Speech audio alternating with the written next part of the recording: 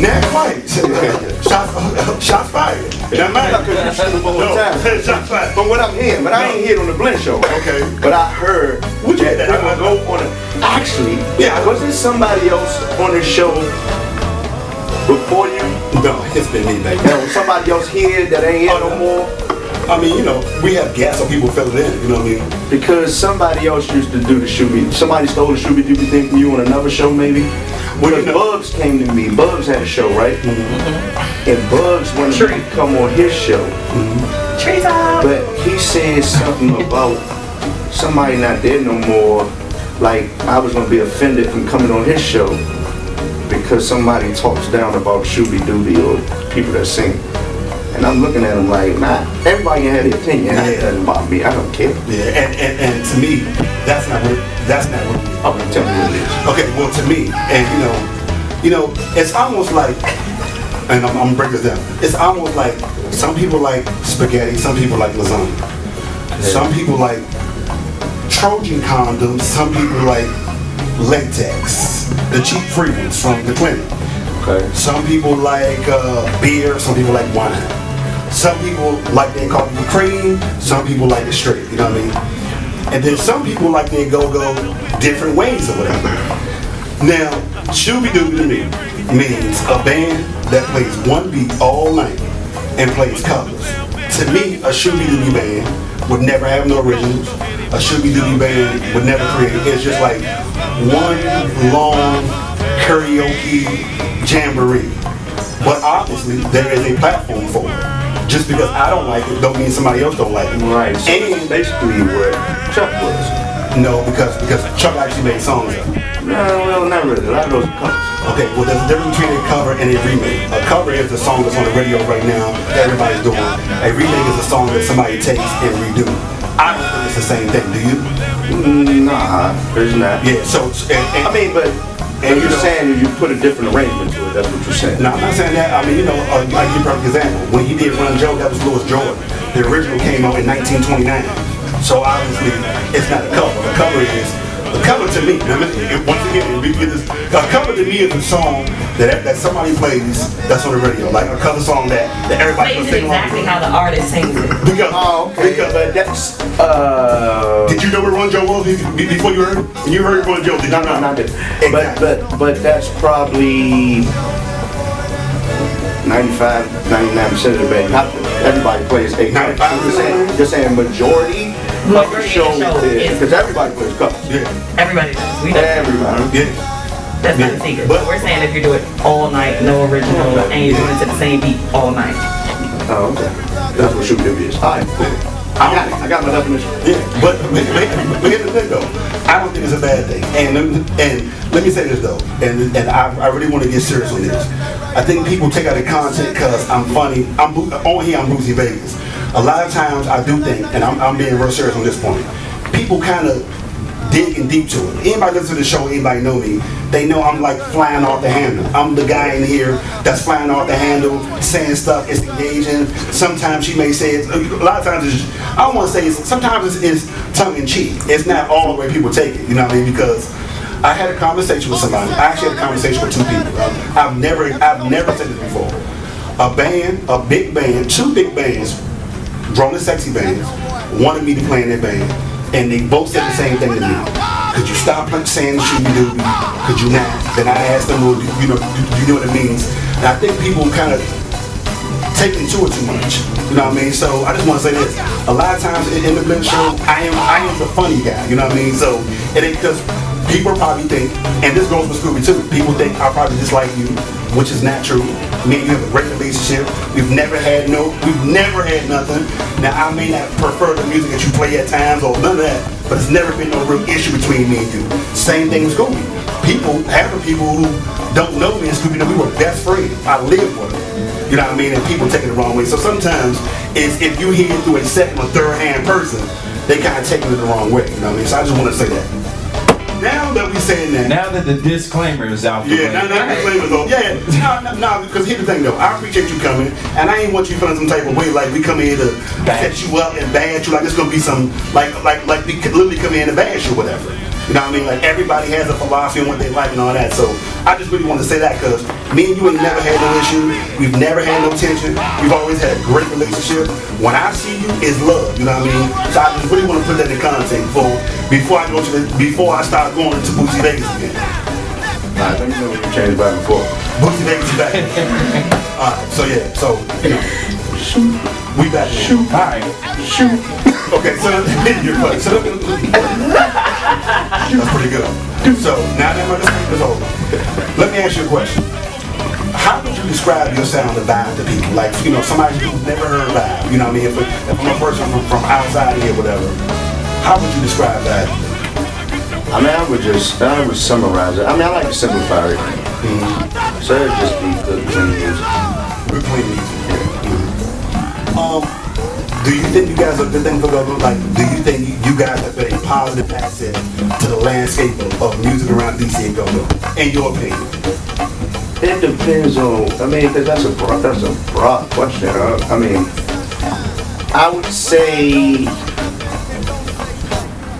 no, but not a negative impact either. So I don't want to go to where we're the opposite. I don't think I'm the front runner where I'm bringing an impact for everybody to follow. Because I mean, Chuck ain't long gone, so we should be following that. Absolutely.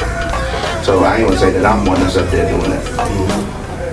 Do you think grown and sexy, the whole grown and sexy scene, by a guy who's grown up in GoGo, do you think that's been good for GoGo, in your opinion?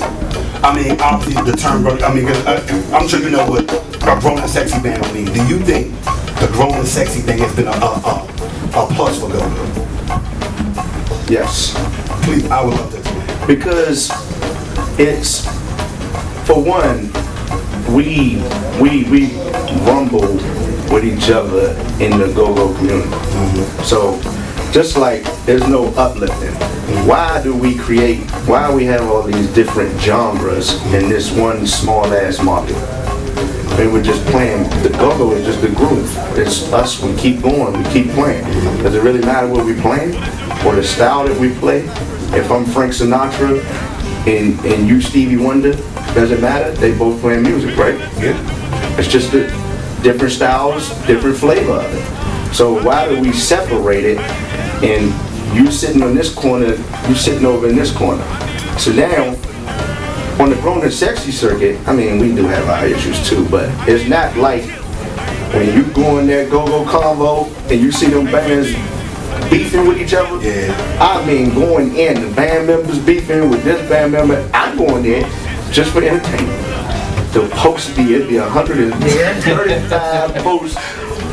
But the crazy part is down there, everybody is focused on the other band. How can you focus on what you're doing? Yeah. I stay in my lane and get out the way.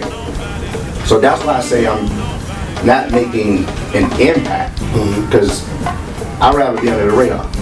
Because at the end of the day, it's about the music. Now to answer your question, I can play in venues that other bands can't.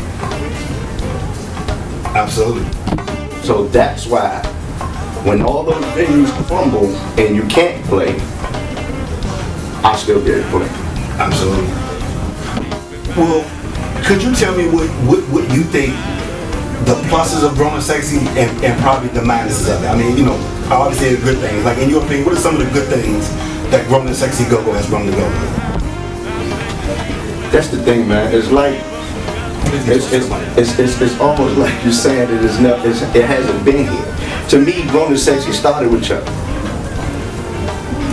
Okay. That's just what it's been. And so it's always been here.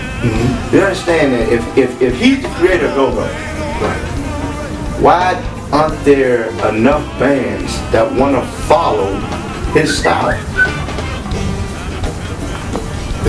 Do you think created? Do you think you've been following his style? Yes, most definitely. Everything I do comes from Chuck and as well as my influences that I had coming up. So why aren't we hearing no Vybe records then? I mean, Because I'll tell you that. For one, I'm just asking. not for real. I know. I understand that. You ain't the first person to ask this. Great. Right? You're not the first person to ask this. For one, when I sort of fell in the vibe. I still sometimes think, man, I own a band. I don't want to own no band. I don't want to be the leader of a band. So basically, I was doing R&B with a band that was called Virtuous, a drummer named Tony McGee. And we were playing at Jay's out in Law. Man, you know, it was his band, but he had some musicians playing with him, and I was like, oh my God, no, I can't do this. So I called in some musicians. No condos, just R&B. So I got a little tired of it. I just said, you know what, I'm done. I ain't doing it no more. Well, the promoter that had the venue basically said, look, you gotta come back. I mean, we was in 300 people in there at night on a Thursday, just doing R&B. So it was winning. It was winning. So he wanted me back. The drummer left. I got another drummer. So what we did was, I came back, I said, because I brought all the people in the band, I figured, I owed to them, keep them working. I come back, we say, we need to get a new name. So we let the people in the audience bring names up. Really? That's how it happened. Yeah, we had the show, said, look, we need to get a new name. They brought up names, I didn't like none of them, so I decided on Vybe. The reason why I picked Vybe, because we never rehearsed. We get on stage and we vibe with each other. So I sent out an MP3 to everybody. You learn it, we come to the stage, we put it together. So that's how the name Vybe came up. That's cost effective. The GoGo piece of it came on my 30th birthday. I had my birthday party at Jay's. And I called up my cousin, rest in peace, Lil Benny came through. And Mocky Mock came to play combos. And then the energy that came from just doing that, those are, to me, in my opinion, those are problematic instrument. Who you telling? Because the go-go dance is so Congo heavy, they smell themselves sometimes. So I've been through a couple of them. Wow. On keys, it was a time when Vybe, might not have been working that much, might have been working here, working there. So some of the musicians, they weren't working other bands, do stuff like that, right? So when they did, if it conflict with me, then my take is, if you chose them, that's who you play with. So I'm gonna get the next keyboard player. Right. So that's where changes might have happened with that. So you're not against your band members playing in other bands as long as it just doesn't conflict with your dates? Right, and if they got a date and I got a last minute date, then I need to make do. Because some of them are working musicians, they need to make money. So if I didn't have a date already set and you had a date, go do your gig there. Unless I really, really need you. But me, I'll be able to get a sub and figure it out. I can dig that. And that's where that ability to cover songs comes in, because if you gotta get a last minute sub and you can't cover nothing, because everybody knows a bunch of standard songs. And if you're just playing your own grooves or your original, your keyboard player don't make it, a lot of them bands got canceled. Oh, okay. Let me ask you this. I guess you like you say, it's a lot of circuits, quote unquote circuit, bounce beat, the crank circuit. We always see this yard battle, backyard, junkyard. A lot of time we wanted to see the groovers go up against both, if not one or all three of them or whatever. Is there any band that you sat back and be like, I'd like to share the stage with you, and we can go song for song, your version versus my version? Nobody. I don't do that. And I believe that's probably where you got it, where you got not thinking like that. Because my focus is not on it. Just play your music and then we're going to play ours. I don't go into any show thinking, oh, we need to do this way. I don't care what they playing, if they playing in front of us. I was getting ready to ask you, considering a lot of you all, when I say you all, I'm saying the cover bands, might have covered the same songs. If y'all on the same, do you adjust your set? Nope. As long as we ain't playing it at the same time, I don't care. Okay. Interesting. No, that sounds like a plan. I want to ask you this. Rumors, now I actually heard this. How close were you to being the leader of the Chuck Brown tribute band? I know a few times, even when Chuck was living, y'all had did shows. You had, you got up, you staged with him, and I was hearing that it was, it might have been you, it might have been Scooby. How close were you to taking the Chuck Brown, or was it ever offered to you?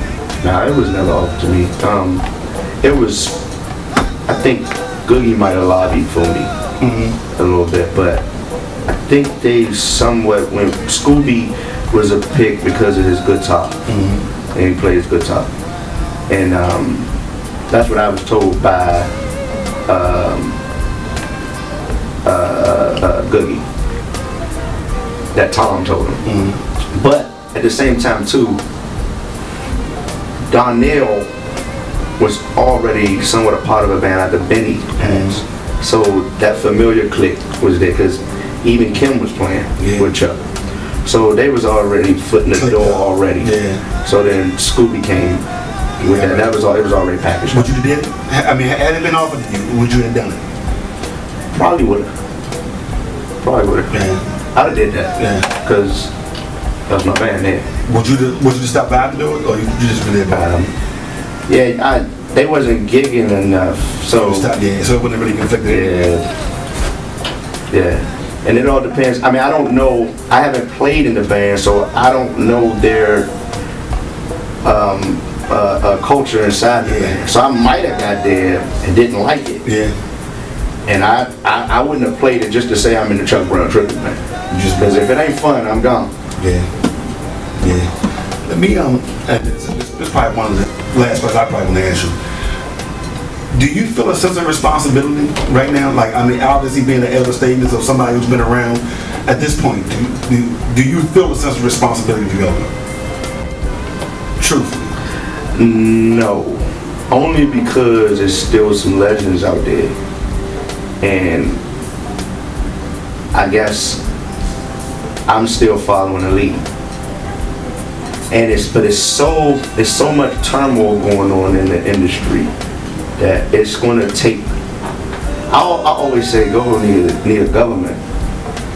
I would love to have that one. It almost needs. And who would be the president? Yeah, it almost needs like a major like record label so that the focus can move towards that and like towards the music. And and it moves. And if you get signed with this label that's handling now all your business, or some regular booking agency that if you want to book, you need to be a part of this agency or something like that. And then that way you can wing it out. You can wing out some of the, because the negativity right now is so heavy and it's ridiculous. Yeah. So I don't, it's like a fire blazing and I ain't trying to jump in that fire. Yeah. And with anything you do, you gotta see the work. Now, do you think you're gonna win the battle when you go there? Well, I don't even think I would even be respected. Cause I ain't cranking. You know what I'm saying? I ain't. Yeah. You know I know what you mean. I you made it your way. You got the Facebook posts of all the bands showing clips they ride around in their cars with the picture of their radio. It's all percussion. No vocals, no instrumentation. Yeah, there's no music. It's all we crank, and it's a 2-3 minute set of a pocket. That ain't GoGo. Yeah. That's a percussion beat. Well, describe GoGo to you? It's music. It's a groove, and it's really just a genre. But it should be music based. Everything first is music. It's music. I respectfully disagree, and I can even go back. Let me say this: I don't disagree too much. I understand what you're saying. I can even go back to what you said about the reggae or whatever. Reggae starts with the beats to feel, and then you place the music on what the tempo of that genre of music is. To me, GoGo do style with the congos and drums, and you build over the tempo of it. You know, it didn't. See, it didn't. That's not what Chuck did. Bustin' Loose, Bustin' Loose. If Bustin' Loose, you're gonna barely hear congos. Well, all this earlier stuff, congos is sitting in the background. Okay, well let me say this, I'm sure you know, eventually it wasn't really till right into the 90s where congos and how people mix congos, you know, when Googie and them Correct. came. So a lot of times I think they were still experimenting on how they wanted it to sound. But it's still that. But it's only really, we would say, and this is my opinion, 3 bands that truly probably made it out. And that'll be Chuck, that'll be Trouble, and that'll be EU. And then when EU did their album, when they came back, we didn't accept them. They had to go get in Maisha Bank. Yeah. We didn't accept them because it wasn't the authentic thing that we want to hold in captivity here. So if you ain't playing this way here, get out of our circle, or we gonna hate on you. We can't come back home. Yeah. But the rest of the world is not gonna appreciate what we're doing, because guess what? We can play. You can have a crank in his pocket you want tonight. Why can't you recreate that the next day? Because there was no rhyme or reason in what you was doing. You don't know what you was doing. Sometimes it's just to fail. Yeah. Sometimes it's to fail, yeah. But that's not going to sell to the rest of the world, because they can't reproduce it. Well, Because you got to play the music that another city gonna cover. well, the thing is this though. I think the main problem is that how can we get these go-go bands to put it in 3 minutes and 30 seconds? You know, structure the song, the beat. You know, I mean, the beats can be there. They just don't know how. It can't sound like a live beat. It's not going to be a beat there. Really, come in, I'm sorry. There's not going to be a beat there, because you're going to have to put that music in there. The music piece has to come in somewhere. So how you going to fit? If you got an intro, you got a verse, chorus, bridge. Where your beat coming in at? That you got they ain't doing no more extended versions, records like they used to do back in the day. It's 3 minutes. And the radio ain't playing no 7-minute song. You better get to your point, and it better come on sounding like something. As soon as it hit, it better be produced right, it better be engineered right, and it better come on right and hit you as soon as it come on. Well, let me. Well, you know, obviously we get so many. Well, what do you think the future of go-go is? I mean, and obviously you know what current status is right now. You know, we even talked about some of the things people in the fire. You know, at this point, what do you think the future of go-go is?